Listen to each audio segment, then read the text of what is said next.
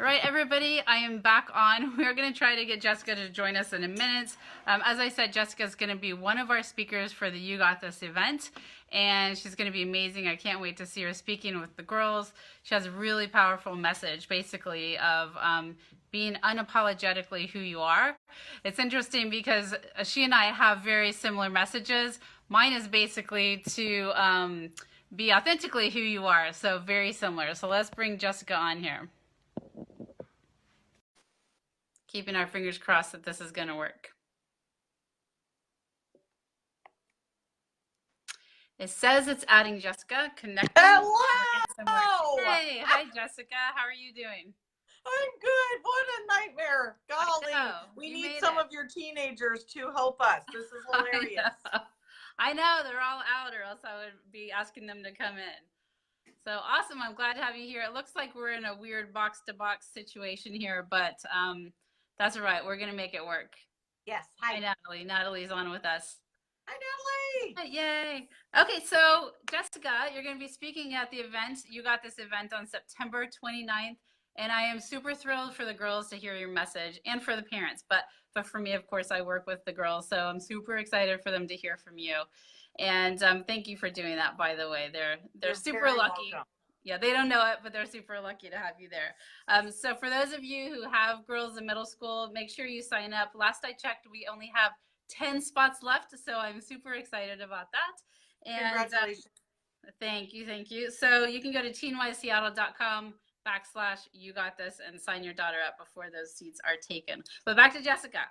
So Jessica, I'm so excited to have you on. Of course, you're a business coach because you're my business coach, but you're also a motivational speaker, you're an author, and a retired psychotherapist. You have so many different kind of aspects or perspectives that you're bringing information to us tonight. And you're the author of the Front Seat Life book, which is an amazing book for everybody out there. You should read it. And what I love is that you boil it down to 3 questions. And what are those 3 questions? Who are you? Where are you going? And how are you going to get there? Right. Which is relevant for us as adults, but for our girls, of course, that's relevant as well. If we get thinking like that in those 3 questions, every aspect of their life, they're going to be going places. Yes, I so wish there were events like this when I was a teenager. I mean, we go through these phases and we so don't know who we are, and we're fighting with our parents, and we're lost, and we're stuck, and we're confused. And it would be amazing to be able to have events like this that you're putting on to give us some guidance, help us figure out who we are, where we're going, and again, how we're going to get there. So just good on you, Sherry. This is going to be an amazing event. Thank you. And honestly, that's part of where it comes from, because I didn't have that either. Most everyone I talk to says, I wish I would have had that. So that pushes us all forward. And I think that's why all of our amazing speakers have agreed to do this. Because we all know it can be very powerful. So let's get going. Now we had to switch to my phone, and my phone's running out of juice. I mean, it's not gosh. But so I want to make sure we get some good questions in here. Okay. Great. All right. So first of all, what is the Myers-Briggs? Because we're going to talk about that a little bit, and some people don't know. Yeah, so I'm going to just say this stuff really fast because it's really not the most important or exciting thing, but you'll learn tons more at her event in a couple of weeks. But the Myers-Briggs is just basically the most widely used assessment tool in the world. It really helps us figure out innately who we are. And that's probably the reason that I love it the most, is that it assesses us based on, again, our innateness, how we were born into this world. So for all of us adults, knowing that this is just who we are, but then for all of you parents, also knowing that your children just are who they are innately. They were all born with their personality types. And there's 4 main dichotomies of the Myers-Briggs: introversion and extroversion, sensing and intuition, thinking and feeling, and judging and perceiving. Each one of those individually is absolutely fascinating and a total game changer for you and your children. But then when you combine them all together, then you really get to learn some fascinating things about yourself and your children. And one of my main things that I talk about is putting your own oxygen mask on first, understanding who you are as parents and then having better relationships with those in your life. So not only is this event, I think, going to probably help you with your daughters, but it's also going to help you in your marriages. It's going to help you at work, because really understanding your personality type is the core of everything. So as an entrepreneurial coach and a former psychotherapist, and I did couples counseling, it was one of the main things that I wanted to do to work with people, is to have them understand themselves first. So then they can go out and understand why they are different. You know, I grew up with a very, very different mother than I am, and we're still very good friends, and we're still very different. But when we were teenagers, or when I was a teenager, we didn't get each other. We just didn't, not only, you know, was I a crazy bitchy teenager, but we just didn't understand each other, and we didn't speak the same language. And the tools that we now have, I so wish we would have had back then, because it is such an unbelievable form of communication, a form of understanding each other, that will truly, truly change your relationship. Just even understanding, you know, how extroverted parents can deal with introverted parents, or understanding how J kids, very organized, decisive decision makers, somewhat kind of controlling kids, why they need more structure than other kids. And instead of pathologizing our kids and labeling them, and just really understanding who they are, it's such a game changer. Right. And for sure, I mean, we can label them, whether it's learning differences or their personality type or whatever it is, but knowing what they need from us as parents is super important. So I feel like Myers-Briggs, you know, these labels aren't meant to put them in a box, but it's meant for us to understand them in a different way. And what I see as parents come in and they're like, why is my kid not out with their friends every weekend? Well, because they're an introvert. You're the extrovert, but they don't need that. They're fine how they are. So absolutely, who they are. Yeah. And we do so much pathologizing, you know, as extroverted parents. We wonder what's wrong with them. My God, why aren't they involved with more activities? Why don't they have more friends? And just understanding that introverts don't have a breadth of friends. They have a depth of friendship. Yep. They don't have a ton of activities typically that they want to do, but they have a depth of interest in a few. And why? So this is what we do. We're just very, I mean, I hope this isn't shocking to anyone, but we're very egotistical people. We think everybody should be like us. And the reality is they're obviously not. And so when we go out as parents or adults and try to make our children the way that we are, we're doing such a massive disservice to who they are. And so again, learning about Myers-Briggs, and Melissa's on here saying, you know, I wish I would have known about this as I was a teenager. And I think as adults, we probably... Jessica, and the Myers-Briggs, and knowing what your kids are, like what their personality type is, which you can go onto her website, by the way, and find out what your personality is. But you can also basically go onto, I mean, you can ask your kids. You don't have to have them do an actual Myers-Briggs test, but you can find stuff online as well. But find out who they are as far as the 4 different categories. And you can look that up online by doing your own personality test with Jessica, but then you can also do, you know, have a chat with your kids to find out if they're more introverted or extroverted. Oh, here's Jessica. Let's bring her back on. 1 second. I'm out of breath. Literally, I was running across the house. Okay. It's adding Jessica. Yay. Wow, we have no luck. This is unbelievable.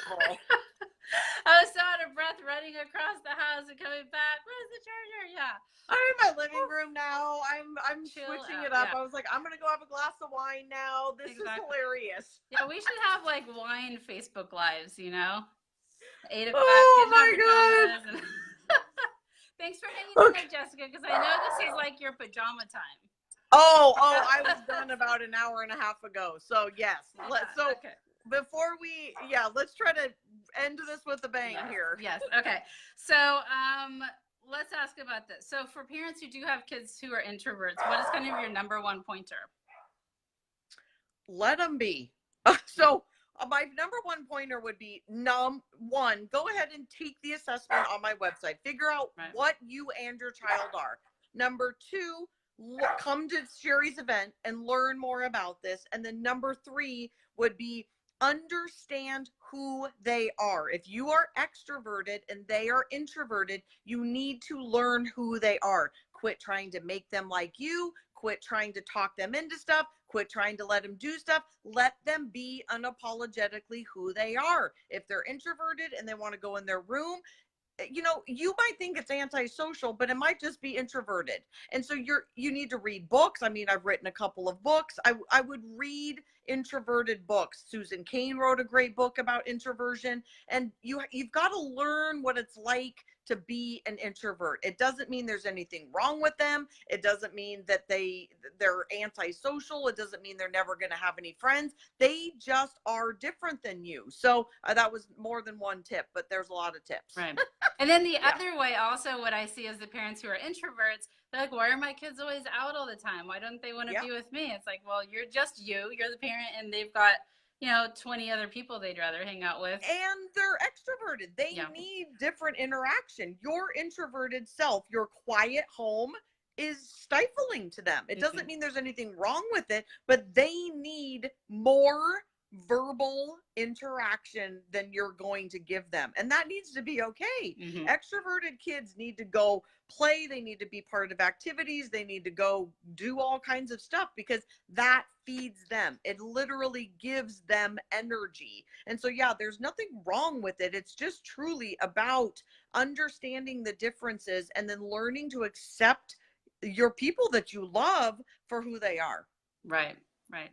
We don't get to choose our parents, obviously, and we don't get to choose our kids. So we have to deal with the personalities that are dealt to us. Yep. And it is not genetic. It is innate, meaning you don't pass down your personality type. So, I always find this. In fact, most of my friends are introverted, and they have these crazy extroverted children. And I just think it's like God's sick joke on the world or something, that there's one of our good friends, my assistant, Stephanie, her and her husband are both super introverted, and they have like the most extroverted son ever. And it's like, he needs to go burn off energy in ways that they just don't understand. And that needs it, again, it's just okay. It's not passed down. It's innate. They come out of you with their personality type. It doesn't change. And so we have to learn how to deal with people that are different than us. We do it in the workplace, but yet in our homes, we think, we got to change people, and that's crazy. For sure. Yeah. And it also leaves our teens, excuse me, our kids feeling like they're not good enough. And we see a lot with girls, especially, that they just get the message they're not good enough. And part of that is us trying to make them something that we feel like they should be, or that we want them to be. That's so funny that you just brought that up, because my gut was like, I feel like I need to say this. And that is one of the main points about this, is quit trying to make them something they're not, and quit focusing on all the things that our kids suck at. So here's the deal. We are not good at everything. Hey, parents, shocker, you're not good at everything either. And if your kid isn't great at math, but they're super artistic, get them some help with math, like get them through. But guess what? They're not going to go be a mathematician.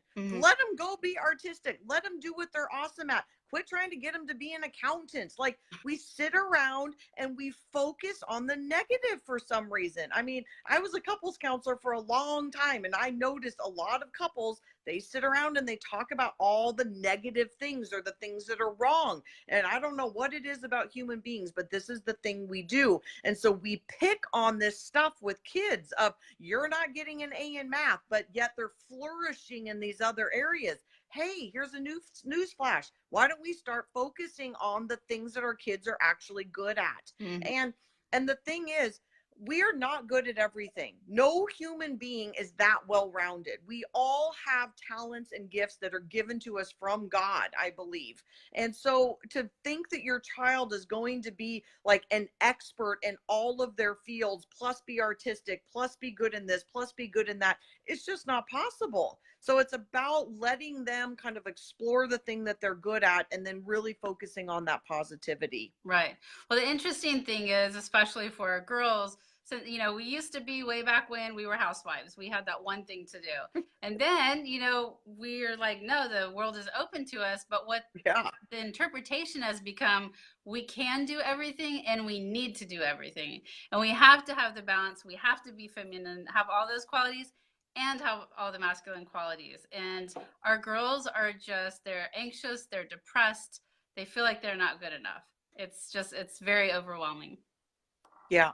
And that's why I'm excited to come talk to your group. I mean, I don't do a ton of work. I'm not a mother myself, and I don't work with a ton of teen girls, but when I get an opportunity, I mean, I jump at the chance because these are all things that I wish I would have known back then, Mm-hmm. to be able to implement these kinds of things. And especially having mothers and daughters talking about this stuff instead of just the, you know, the girls knowing about it or the parents knowing about it, but having a discussion of like, wow, this is who I am, this is who you are, and why don't we focus on the things that you're really great at? I mean, if we want to build up teenage girls, I mean, you know, no knock to my mom, but I sure wish, you know, my parents would have really focused on the things that I was awesome at. Mm-hmm. You know, I wasn't great at all the numbers, and I wasn't great at cleaning the house, and I wasn't great at cooking, but I was great at, hi, Sarah. I was great at a whole lot of other stuff.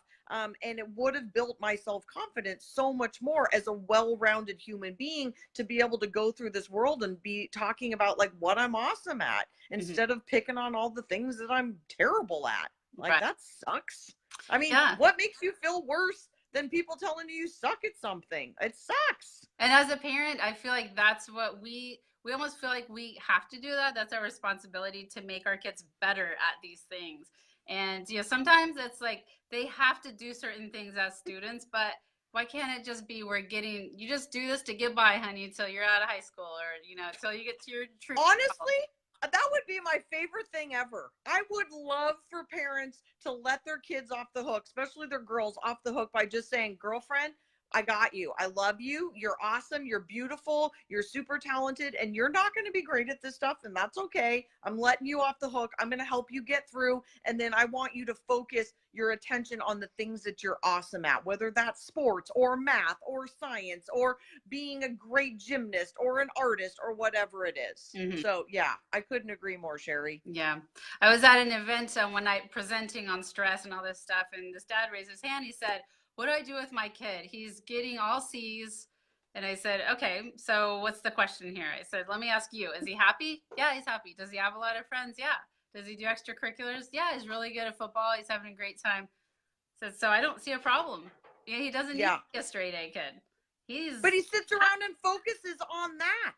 Yeah. I mean, you know, again, we all can remember when we were kids, but I remember my sister and I telling my mom, like, hey, we are not getting in trouble. We're not having sex. We're not smoking pot. We're not doing anything bad. We might not be whatever the best in this one area, but can you not see how lucky you are to have two like cool kids? Yeah. And again, it's that thing, like that dad sitting around focusing on the one bad thing when he's got all this other stuff. You're happy, you're not depressed, you don't have anxiousness, you've got friends. Yes, I mean, that's just crazy to me. We just do this thing, we focus on what they're not doing, and we need to be. So here's the thing, you got to learn what it is first. So you have to learn your personality type, you have to learn, and you know, I will show you this. There's stuff on my website, I'll just lay it out for you so you can see what your kids are innately good at.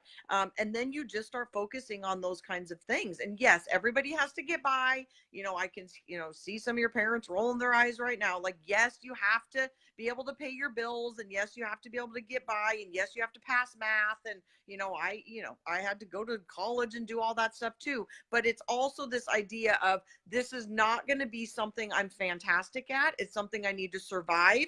And then I'm going to go be awesome at the stuff that I'm awesome at. Right, right. Very true.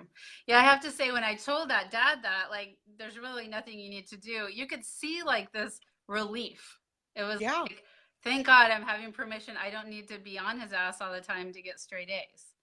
And Yeah, and so, your parents these days. I mean, isn't there like weird competition of like how cool is my kid and how many straight A's and what game are they on? And I mean, I dated this guy and he had a 7-year-old, and the pressure of this 7-year-old of how many friends and how great they're doing on baseball teams and all of this stuff. And I just mhm. thought, what?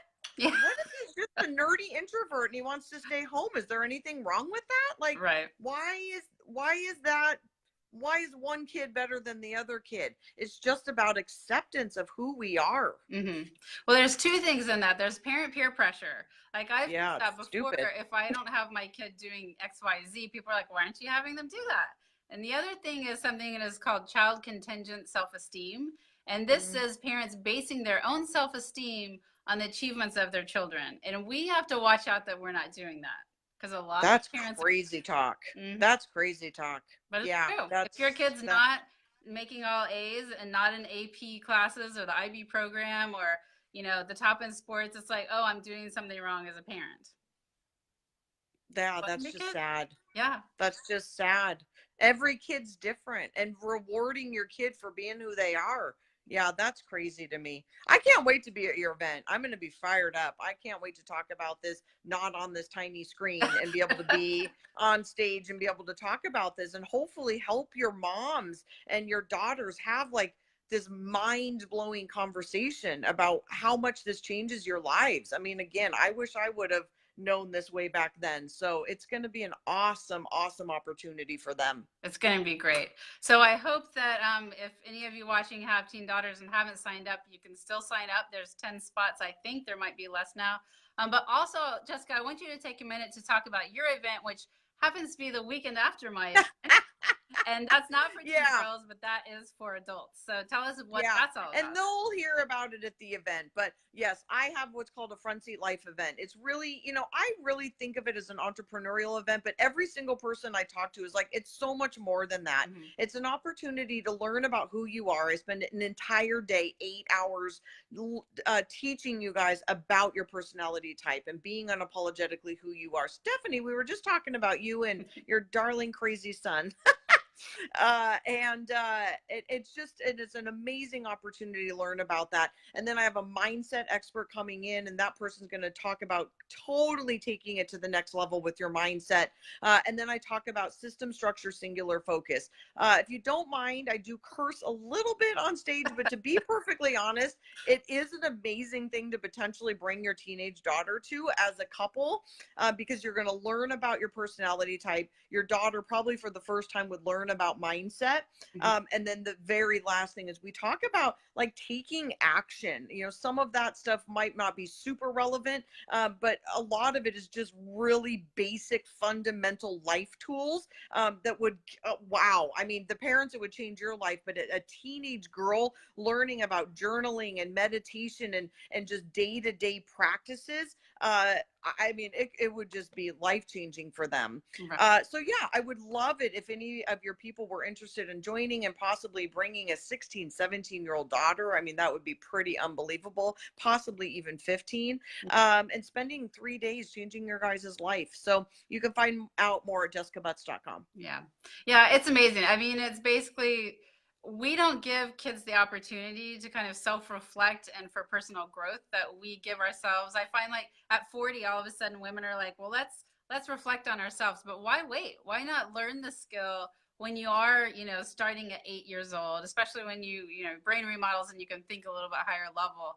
Why aren't we Yeah. teaching our girls this earlier? So I agree. They'd get I mean, whenever I get a hold of a teenager, even preteen, up to like kind of college age, and they learn this stuff at that age, they are so far ahead of the game. You want to talk about life skills before they get into the wrong relationship? I mean, listen up, parents. We're going to talk about codependency. We're going to talk about women empowerment. We're going to talk about getting their schedules in order. We're going to talk about being organized in terms of studying, whatever it is. I mean, these are some pretty on point life skills that, yeah, I mean, I can't even imagine. I mean, just Thursday alone would be worth taking your kid out of school, I swear to you, to come spend the day. I mean, wouldn't you agree, Sherry? I mean, I hate to Yeah, like I think play hooky, but you take the day off work, you come with your daughter. If you just came all day Thursday and got the mindset stuff, it would be worth the price of admission just for that. I agree, but I'm also a firm believer that the learning outside the classroom is just as important inside the classroom. Is heck again. All right. Well, we're gonna let you get to bed, Jessica, back. because I know it's past your bedtime. You're like the early is. bird. I'm like the other side, the night owl. But thank you so much for doing this. I think we've You're learned welcome. a lot from you, and I can't wait to hear your talk to the girls at the You Got This event.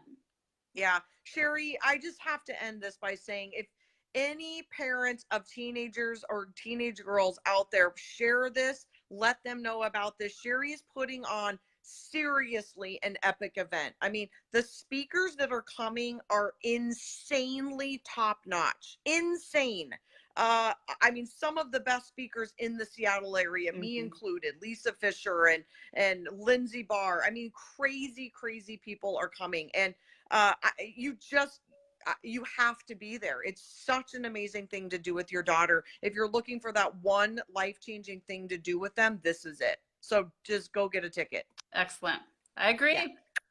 Join us. Okay, bye. Bye, Jessica. Thanks. Good night. You're welcome. Good night. Bye, everybody. Bye.